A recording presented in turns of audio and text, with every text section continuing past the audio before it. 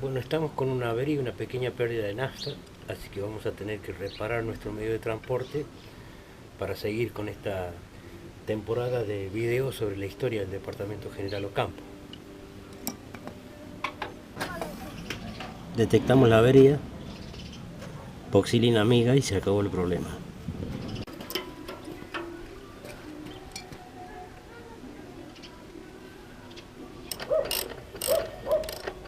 Perder una gota nafta es equivalente a perder oro líquido con los costos.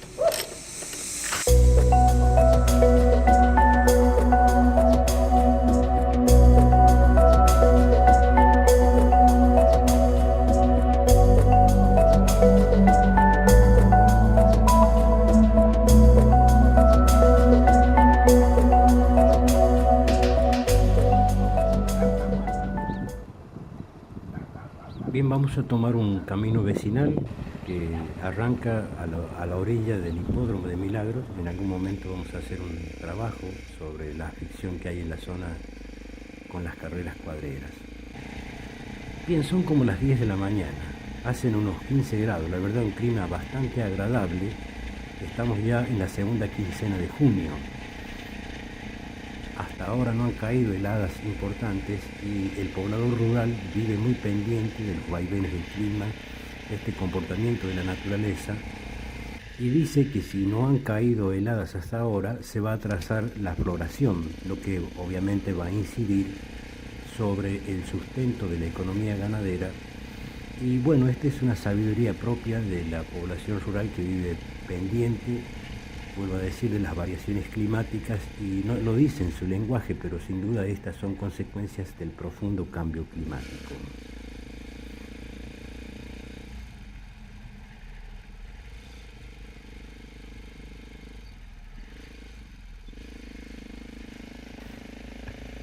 ¡Qué ariscas! Vamos a tener que poner sobre aviso al propietario de estos animales porque en un camino así de estrecho y si son tan espantadizos puede ocurrir un accidente. Bien, allí en la isla nos espera Chichi González, que es nieto de don José González, un referente, un habitante de la isla, que falleció en la isla y que seguramente debe estar sepultado allí. Don José terminó sus días jubilado como comisario de esta población que durante el auge de la economía forestal fue muy importante en el departamento. Esperemos que nuestro anfitrión no esté ocupado en las faenas con las cabras, porque es un importante productor caprino, para que nos lleve a ubicar los principales sitios donde se ubicaban las casas de los vecinos más importantes de la isla. Esta población que, vuelvo a decir, una vez que desapareció el ferrocarril, la población emigró. Chichi González es un productor caprino muy importante porque tiene una majada de alta calidad, con unas crías, la verdad, que son muy codiciadas, y tiene una ventaja: el hecho de no compartir el terreno con majadas cercanas hace que su producción sea muy importante. Y nos vamos a ubicar los sitios mientras nos cuenta dónde el puma le mató la última cabra.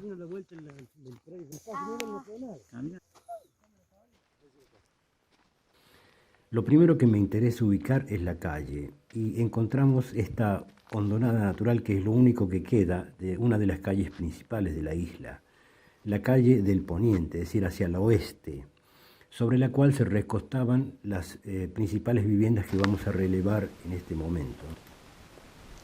Este montículo de escombros está ubicada la casa más emblemática de la isla, quizá, porque aquí funcionaba la escuela. Perteneció a don Antonio Gola, ¿no? Don Antonio Gola era un poderoso obrajero, ubicado como parte seguramente de una especie de inmigración, porque no es un hombre que tenga raigambre en esta zona, ni parentela cercana, consanguínea, y se estableció en este lugar y se convirtió en un poderoso obrajero, uno de los hombres con mayor poder económico de la isla. Y él construyó esta casa completamente de material y está ubicada casi frente de la estación de la isla. Ha quedado únicamente estos vestigios. Otra cosa simbólica que tiene esta casa es que después la ocupó don Alejandrino Sánchez.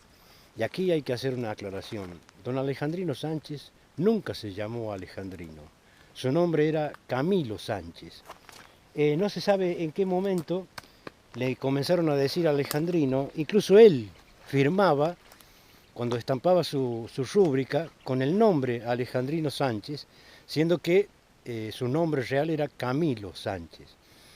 Don Sánchez se convirtió también en un poderoso obrajero, porque él tenía una formación básica hasta el 4º grado, pero él tuvo la suerte de que cuando le tocó el servicio militar, le tocó la Marina, y ahí durante 2 años adquirió un gran conocimiento en varios rubros, ¿no? Entonces cuando volvió a la isla, era la verdad un hombre muy aventajado, sabía escribir con una caligrafía artística, y eso le dio ciertas ventajas, hasta convertirse en un poderoso obrajero y después en un poderoso ganadero. Él era propietario de la estancia Valdeviejo, ¿no? 4.000 hectáreas de campo, aquí a 9 kilómetros, y tenía casa en Milagro, aquí en la isla, es decir, era un hombre con mucha solvencia económica. Don Alejandrino Sánchez, ¿no? Conocido como Alejandrino Sánchez, pero en realidad don Camilo Sánchez y sus descendientes todavía están en Milagro. Seguimos viendo vestigios de la casa de Antonio Gola y después de don Alejandrino Sánchez. La verdad que era una casa inmensa, ¿no? Inmensa, con galerías internas, tenía como 4 baños y una pileta inmensa como la que estamos viendo ahora. Y no es que viviera mucha gente, sino que esta gente tenía mucha actividad económica, tenían almacén de ramos generales y funcionaba en esta casa todo lo que tenga que ver con la administración de la isla, el registro civil, la policía y la escuela, hasta que construyeron el edificio. Es decir, que los vestigios que encontramos acá de una casa construida enteramente en ladrillo es inmensa.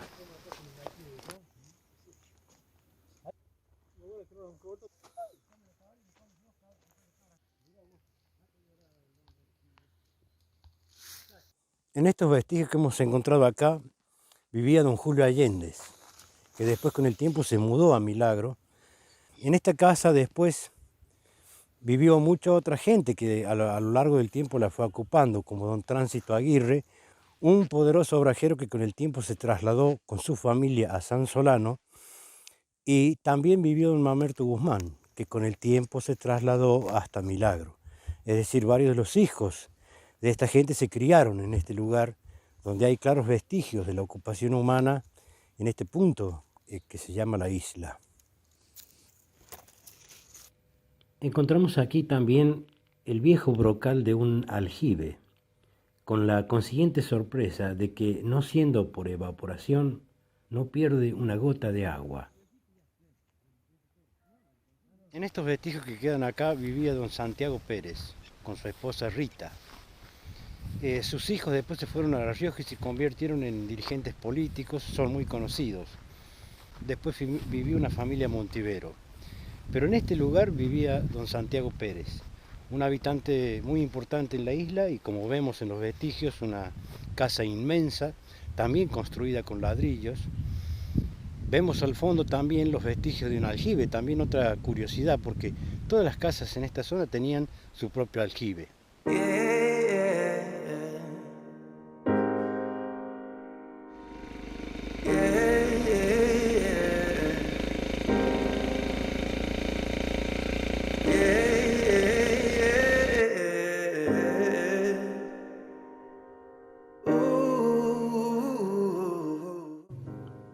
Este imponente edificio, que en 2011 cumplió 50 años, comenzó su construcción coincidiendo con la emigración de la población.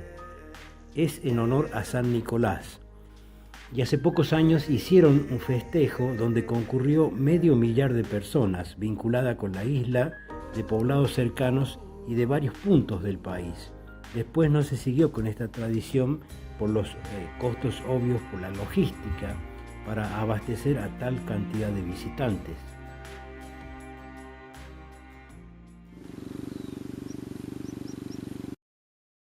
Esta era la pileta de la casa de don Antonio García. Muy pocos vestigios quedan de la casa, que estaba ubicada a la orilla de la calle, por supuesto, pero del lado naciente del cuadro de la estación. Don Antonio García era descendiente de don Diego García, un vecino que vivía en Ambil y que es un inmigrante español. Y bueno, y con el tiempo también mudó su familia a Milagro y sus descendientes todavía viven en el pueblo. La estación central de la isla, de arquitectura del tipo colonial inglés. Aquí venían trenes de cargas y traían algunos vagones de pasajeros, por lo que la estación se convertía en el centro social de la isla 3 veces por semana. Como nuestro canal es pequeño y está escaso de medios, se nos estropeó los crudos sobre la escuela y la represa de la isla, cosa que vamos a quedar debiendo para otra oportunidad. Mientras tanto, proyectamos este plano satelital que abarca la totalidad de la ocupación en este sitio.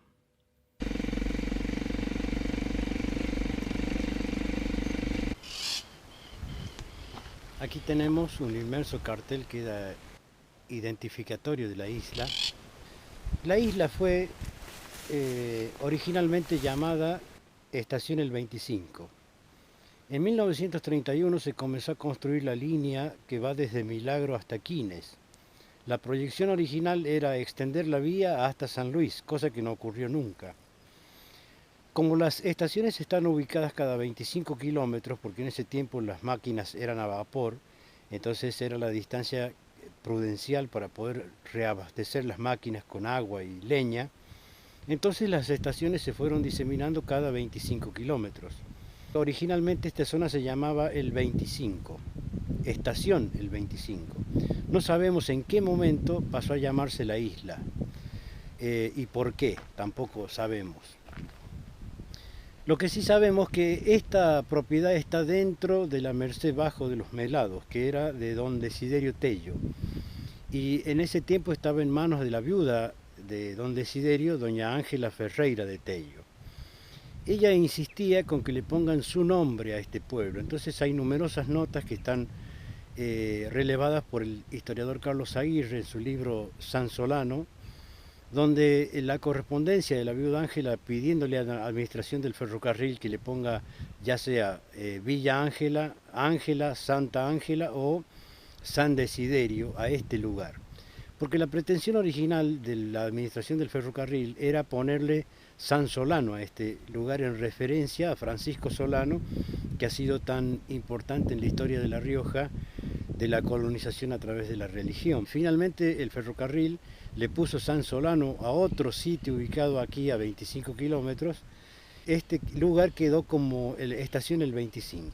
No sabemos en qué momento se cambió la denominación por la isla. En sus mejores tiempos, durante el auge de la industria forestal, la isla llegó a albergar por lo menos 500 habitantes. Era un centro comercial muy importante, basado en la explotación obrajera, en la explotación del bosque. Y luego que se agotó el bosque y que el ferrocarril se levantó a finales de 1970, la población comenzó a emigrar.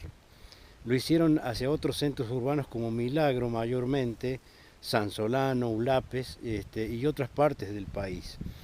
Pero la isla guarda una gran historia de gente que se crió acá, se hizo acá y que tiene sus raíces en este lugar, que tenía, vuelvo a decir, su época de prosperidad durante la explotación forestal. Y esta es una viva muestra de que estos pueblos van desapareciendo a medida que desaparece el factor económico que les da vida. De modo que el ferrocarril hizo eso en todo el interior de nuestro país, crear pueblos forzosamente lejos de la población nativa y generó lugares como esto, que una vez que se acabó el ferrocarril, se acabó la industria forestal, los pueblos no tienen un medio de qué vivir y la gente emigra. Y lo que ha quedado de la isla son estos pocos vestigios. Es un lugar muy importante en la historia nuestra, sigue siendo todavía un centro muy importante y lo va a ser mientras permanezca la escuela. Y también agradecer a Chichi González, que es el único habitante que resiste en la isla. No sabemos por cuánto tiempo, pero mientras tanto es el único habitante que tiene esta población.